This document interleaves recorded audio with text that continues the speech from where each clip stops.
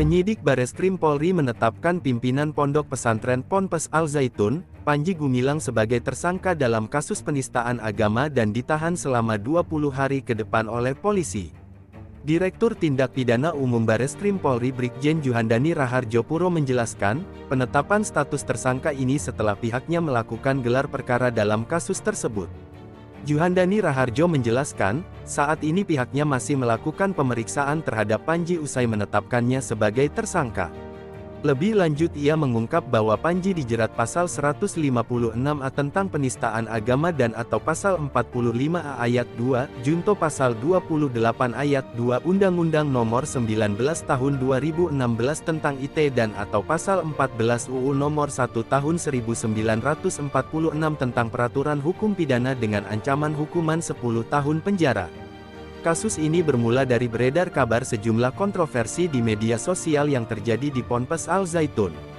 Sejumlah pihak melaporkan Panji ke Bareskrim pada bulan Juni tahun 2023, antara lain soal ajaran Panji yang dinilai menyimpang karena memperbolehkan perempuan menjadi khatib.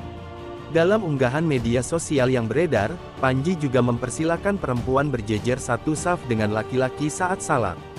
Pihak Majelis Ulama Indonesia (MUI) pun turut memberi tanggapan. Wakil Ketua Umum MUI Kiai Haji Anwar Abbas berharap semoga kegaduhan terkait Al Zaitun segera selesai usai Panji Gumilang naik status menjadi tersangka.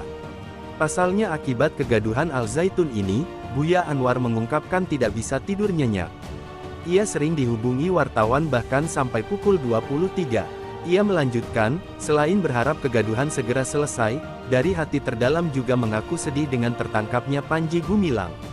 Karena ia menilai penyebab Panji Gumilang jadi tersangka seharusnya tidak dilakukan oleh dirinya. Ia pun tidak lupa sebagai sesama muslim, turut mendoakan Panji Gumilang agar tabah dalam menghadapi masalah ini. Di samping itu Gubernur Jawa Barat, Ridwan Kamil ikut angkat bicara pasca pimpinan Pondok Pesantren Ponpes Al Zaitun, Panji Gumilang ditetapkan sebagai tersangka atas kasus dugaan penodaan atau penistaan agama. Kang Emil, sapaan akrab Ridwan Kamil berharap, penetapan Panji Gumilang tersebut bisa diambil hikmahnya. Sebab orang nomor satu di Jabar ini sempat membentuk tim investigasi untuk memproses polemik yang terjadi di Ponpes Al Zaitun. Ia berdoa agar masyarakat dan umat di Jawa Barat dan Indonesia dijauhkan dari berbagai mara bahaya termasuk mara bahaya ideologi dan pemikiran yang menyimpang. Berbeda dari dua tanggapan di atas, Ketua Umum Pengurus Besar Nahdlatul Ulama PBNU Kiai Haji Yahya Kholil Stakuf menyatakan siap menampung seluruh santri Pondok Pesantren Al Zaitun, Indramayu, Jawa Barat setelah Panji Gumilang ditetapkan tersangka. Pimpinan Ponpes Al Zaitun itu menjadi tersangka kasus penistaan agama. Gus Yahya mengapresiasi langkah Bareskrim Polri yang telah menetapkan Panji Gumilang sebagai tersangka. Sebab, jika tidak diselesaikan masalah tersebut akan banyak mempengaruhi masyarakat.